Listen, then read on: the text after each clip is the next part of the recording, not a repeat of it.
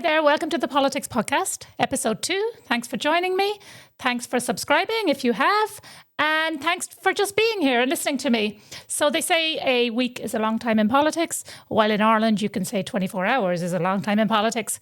Because yesterday we had the Garda Commissioner, Drew Harris, standing in front of water cannons, his new water cannons, telling a journalist that he didn't know anything about Garda recruitment in IPAS centres. And we said last week what IPAS centres were.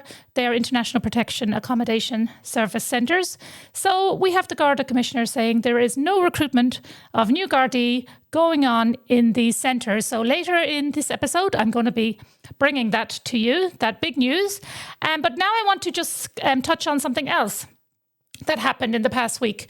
So I don't know if you heard it. You probably didn't hear it because it should have been RTE headline news. But the powers that be now are saying that the Irish people are mongrels. Yes, you heard that.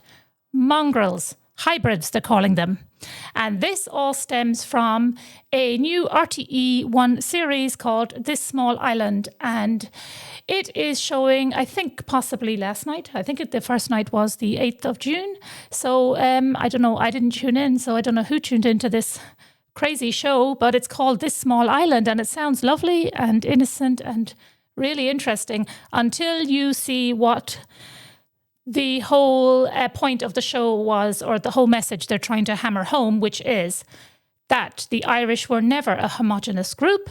They were always hybrids and are mongrels. They use the word mongrels, which is absolutely astounding. Now, I don't know what the viewership will be of this series. I don't know how many episodes is in the series, but it's going on right now in RT1.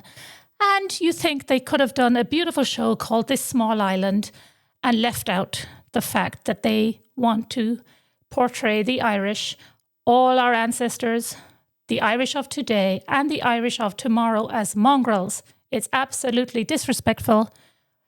Horrible, actually. It is horrible. So, can you imagine any other country calling their native people mongrels? Can you imagine the Australians calling the Aboriginal people mongrels? Or the Nigerian powers that be calling Nigerians mongrels? Or even, I cannot imagine even Kim Jong-un of North Korea calling his people mongrels. But here we are, Ireland, 2025, mongrels. It's unbelievable and it's astonishing. And guess who's narrating this show? Colin Farrell. Colin Farrell, who I used to love and think is a fantastic actor. And I'm sure all the ladies of the world thought Colin Farrell was the bee's knees. Well, no. If I was Colin Farrell and I was given that script and I had read it first before I was signed up to narrate it, I would have said, absolutely not. Are you kidding me?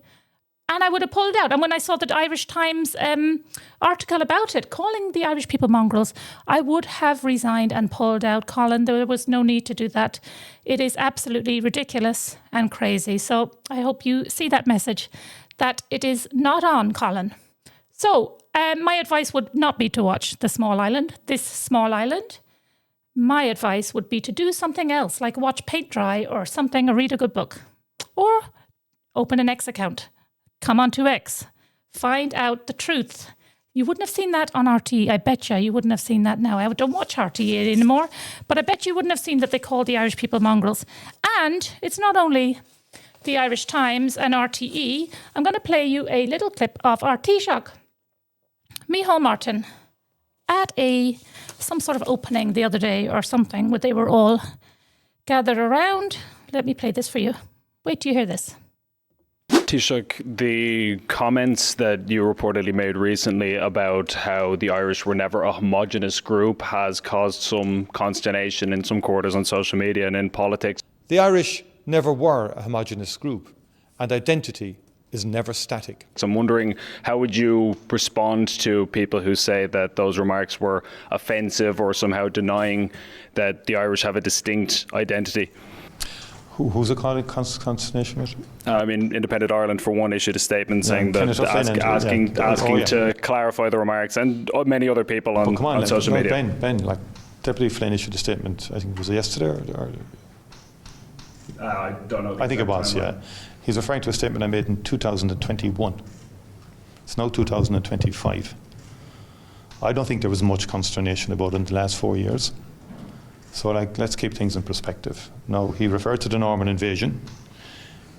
He may have unintentionally eliminated the Vikings from our history, but they did arrive some centuries earlier. And when I was in primary school, I was always taught that we made the Vikings more Irish than the Irish themselves.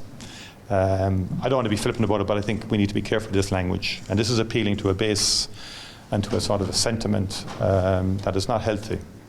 I stand over my statement because look, I don't want to give a long history sort of presentation here. Nation states are a very new concept in historic terms, by the way. So you go way back to centuries. I mean, the Irish went to Scotland, or a Irish tribe went to Scotland to have a look at a few things there and engage with tribes there. And there's been a lot of flow down through the ages. So there are distinct Irish traits, of course. There are distinct Celtic characteristics and so on. But look at the exhibition in the museum at the moment. Saint Gallen, the manuscripts are back in Dublin after 1,000 years. I got a call, are you sure you got that wrong, when the president of Switzerland came, and I kind of said, we've been great friends for 1,000 years. Someone said, surely you meant 100 years. No, and the manuscripts are back. Look, there has been a flow through, that's the point that we're making, and the Irish have travelled all over the world, but people have come into Ireland as well. But we do tend to make people more Irish than the Irish themselves, and we do have distinct traits, of course we do, and distinct characteristics. And but we've always been influenced by incursions, invasions, people arriving on our shores. Trading routes, sea routes have affected the makeup of the modern Irish. I would have thought that was obvious. We shouldn't be making it a point of... Now, there you have it. There was a bit of a giggle at the end there about something. I don't know what. But anyway. Sorry, guys. So, that's Miho Martin calling the Irish people not an homogenous group, but basically the Mongrels thing again. So sorry, I'm just trying to find another video that I want to play for you in a minute. So there we have it. He does a lot of rambling there. And he says that Deputy Ken O'Flynn, who is astounded, like all the rest of us, at this statement of the Irish being mongrels, he says, hey, that was 2021. This is now 2025. Yes. So does that mean he wants to retract that statement? Does that mean he's thought about it over the past 4 years? It didn't sound like that there. It sounded like he was digging his heels in. He rambles on and on about Irish tribes going to meet Scottish tribes and on trade missions and all this bizarre stuff. They always say to us, the Irish went everywhere. The Irish went everywhere. The Irish went to Australia, America, Canada, Britain. The Irish went everywhere. And the reason that people know the Irish went everywhere is because they were known as the Paddies. Paddy this, Paddy that. Everybody knows who Paddy is the world over, whether you're in America, London, Canada, wherever, Australia, Sydney, you know who Paddy is. You know who a Paddy is. And now they are saying that Paddy never existed, that we are just hybrids and mongrels. And I think it's absolutely outrageous. So Deputy Ken O'Flynn is correct to be outraged, as everybody else is. And like I said, you most probably did not see that on RTE. So if I were you, I would check out Gript Media, GRIPT. They're easy to find. They're on the internet. They do all the latest news, Irish news and world news, and they get to the bottom of it. And I am now going to play something else that Gript Media, Ben Scallon, a fantastic journalist with Gript Media, asked the Garda Commissioner yesterday. And like I would possibly guess, it wasn't on RTE last night. Should have been headline news last night on RTE. It was astounding. But the background to the story now is that Gript applied to get a Freedom of Information document or documents on whether or not the Gardaí are holding recruitment sessions at IPAS centres. And as we all know, An IPAS Centre is an International Protection Accommodation Centre, and its only purpose is to hold those who are, or accommodate those who are seeking asylum into Ireland until their claim is completed. So all of these people in IPAS centres are not Irish citizens by any means. So Gript, we all had seen videos over the last number of years, actually, or definitely over the last year, of Gardaí holding these recruitment sessions and the rumours of it and talk of it. But Gript got to the bottom of it, and fairly recently, I think maybe a week ago, they received the Freedom of Information documents confirming that, yes, the Gardaí are holding recruitment sessions at these IPAS centres. They had held them in Castlebar, Mosney village, which used to be a big holiday place for all the Irish. 80s, the 90s, Mosney was the up-and-coming place to go. Now it is an IPAS centre, a gigantic IPAS centre. So the guards, of course, had to go along to Mosney Direct Provision Centre and do a Gardaí recruitment session with those people. They also went to Wicklow, and again, Ken O'Flynn, a fantastic TD, seems to be the only one right now talking out. He called the move bizarre, and this was last week. He said it was bizarre when he heard that the Gardaí are recruiting in these centres. So yesterday, Ben Scallon went along to the Guards' unveiling of their new water cannons. I think they have 2 of them. Their new water cannons. So the journalists went along, and let's hear. Now remember, keep in mind that Gript Media received these Freedom of Information documents last week, where it was confirmed that the Gardaí have been holding recruitment sessions in the IPAS centres. So now I want you, which should have been on RT News, I want you to listen to this. If you're listening to me or if you're watching on YouTube, watch this. Commissioner, the report that was launched today speaks at length about respecting and promoting diversity within An Garda Síochána, and obviously one ways that the Gardaí have sought to do that is by having recruitment sessions at IPAS centres, and obviously that's one of many venues. I appreciate that it's a wide net that's being cast, but do you think it's appropriate to seek to recruit people from these centres, given that we don't know the legitimacy of whether they are, in fact, who they say they are, if they are asylum seekers legitimately, and they could potentially not even be in the state 6 months from now? Is that really a good and appropriate use of police resources? I'm not entirely sure what you're referring to, because Garda members, in fact, have to be either Irish or EU citizen, and a stamp 4 cannot join in Garda Síochána as a Garda member. According to FOI documents that was released to my publication a couple of weeks ago, it's confirmed that over the last couple of years, since 2022, there have been these recruitment sessions held by An Garda Síochána since 2022 at least. So in IPAS centres? Yeah, explicitly so. How would we do that?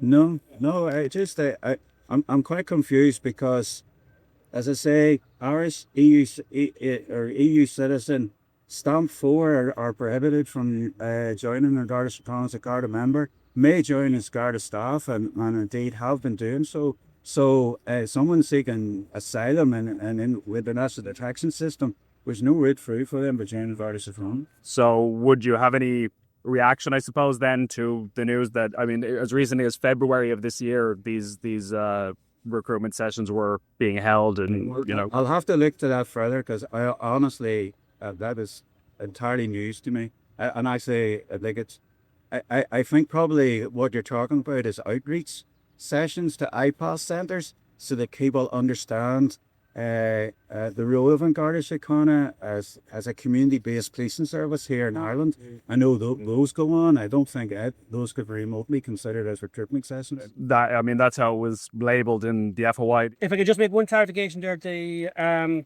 candidate booklet for applicants to join An Garda Síochána clearly states that under the International Protection Act, people who have got certain declarations and have achieved certain residency are entitled to apply. Once they apply, they then go through the same stringent vetting that any other member of An Garda Síochána will go through. Okay. It's in the booklets up on our website. So they are eligible to apply. If they meet certain requirements. Perfect, yeah. Wow.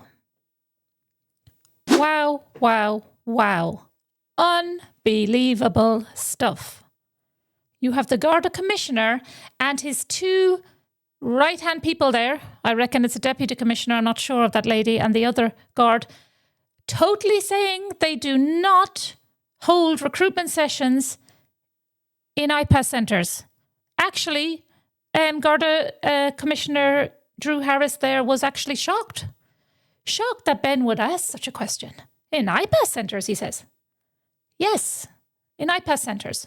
And Ben said that there was the freedom of information, and we've all seen with our own eyes the videos and the comments and the news about that for the past year. It's only now that Gript have got the actual confirmation.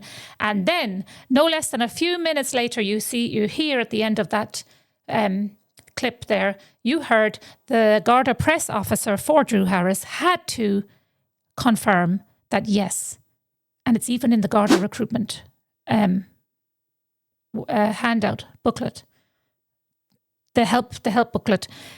This is unbelievable stuff. I don't know where you would get this, but we've got it. Like they say, you can't make this stuff up. You just couldn't make it up. You could not make that up. So the Garda Commissioner says no. His two right-hand guards, top guys, say no.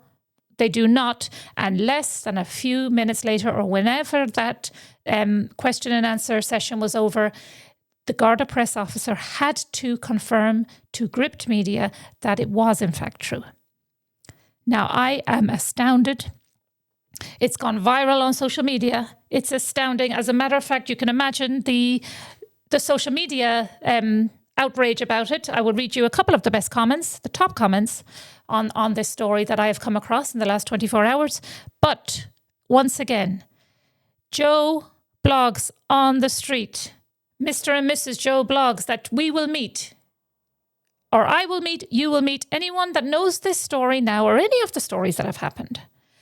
I guarantee you, anyone who's not on X and watches RTE or reads the mainstream media will not know that story. They will not know this major breaking news. The top comments on X, I will go. The first is my own comment. Dear God above, they must think we're stupid. No, dear God above, they think we're stupid. Not they must. They think we are stupid. That's top comment from myself. Next, Blonnet says, how can non-citizens work as Gardaí? We know the asylum seekers, refugees, many or majority are not vetted. Is it not a national security issue? Rob says there's nothing quite like a Garda commissioner who doesn't know the law. And Ryan says, absolutely horrifying. He genuinely appeared clueless. Yeah, he did. Genuinely, which is absolutely shocking. And then Paulie says, if he didn't authorise recruitment drives in IPAS centres, who did? ? Yes, Paulie. Big question. Who did? Genuinely, I think the Garda Commissioner he was actually shocked that Ben would ask the question. And you can tell by someone's first reaction. That was his first reaction. But then when he went probably back to his behind the scenes there, behind the water cannon, the press officer said, no, you better say something, or I better say something, because it is true. But it's too late, because it's gone viral. It's gone viral. And also, sorry, the Garda Commissioner says, I'm a little confused. No, it's majorly confusing. Now we're all confused. Now we are all confused. The whole internet's confused, and everybody at home, when they hear, and which they will hear, they are confused. Now that's the last 24 hours in Ireland, in politics. It's unbelievable what's going on. It's unbelievable. And those two news items that I brought you there, that they're recruiting Gardaí from IPAS centres, but the commissioner doesn't know about it. That's what I think. He said he didn't know about it. So they're doing it and he doesn't know about it, which is absolutely astounding. And the fact that they're calling the Irish Mongrels on an RT1 series narrated by Colin Farrell is absolutely astounding. Colin, I would have got a job in anywhere, Tesco, McDonald's, anywhere if I needed money, but do that job. And I would have publicly resigned if I didn't know about it, if I hadn't read the script. So that's it for today. I hope you enjoyed those two news items. They're not good news, but still you need to know. Still you need to be informed. And like I said, I'm going to be here every week week in, week out, possibly more, to bring you the up-to-date news that RTE forget. They must forget there. What are they doing inside an RTE there? I do not know. But thank you for joining me. It's very important to subscribe, please. Subscribe to my channel, share the podcast, tell your family and friends about it. Open an X account if you can, because only for X, we would not know that they are calling the Irish Mongrels, because we don't read the Irish Times. So we wouldn't know, and we don't watch these series on RTE. So we would not have known that, and we definitely would not have known yesterday's bombshell news about the recruitment in IPAS centres that the Garda Commissioner himself doesn't know about. Unbelievable stuff, all the time going on. We don't hear it unless we're on X. So set up an account if you can. It would be fantastic. Follow me, the Mandy Gal. You can follow many other good people, but you will become up to date. But if you're not ready for that, I'm going to be here with this podcast. Thank you for watching. Thank you for listening. And I will see you on the next one. Bye.